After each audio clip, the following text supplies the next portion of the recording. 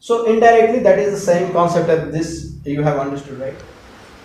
So we had just discussed the fish tank problem from total internal reflection on board, and if you have understood already, you can skip this animation. Let us say the fish is under a depth h from the surface of water.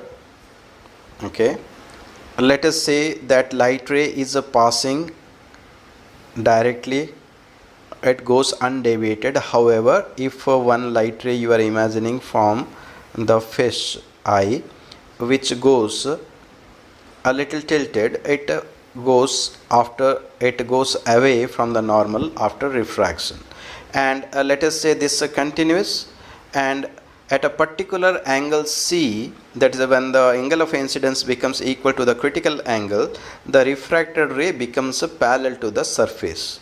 However, just after this ray where the incident angle becomes equal to the critical angle, after that all the rays are just reflected back to the same denser medium.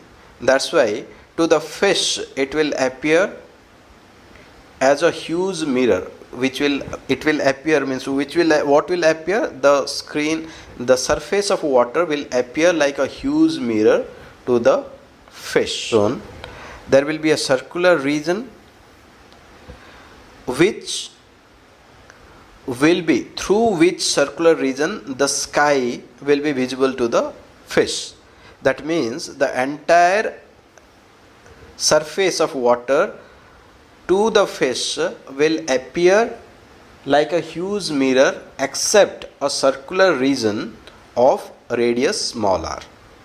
This is conceptually clear, and we are going to calculate the radius. Now you can see this right angle triangle where the radius is r and the depth is given to be h, and this is naturally root under h square plus r square, because applying Pythagoras theorem. Now let's give some names, a, b, c. Now here we already know that mu is equal to 1 upon sine c, where c is the critical angle and mu is the refractive index of the water in which the fish is swimming, or refractive index of the denser medium. We know that, right? So since mu is equal to 1 by sine c, and from the right angle triangle we can clearly see that the sine c is equal to r divided by root under h square plus r square, we can square both the sides to find this, which ultimately gives rise to r is equal to h divided by root under mu square minus 1. This we get when we take a root under on both the left hand side and the right hand side. Hope this is crystal clear.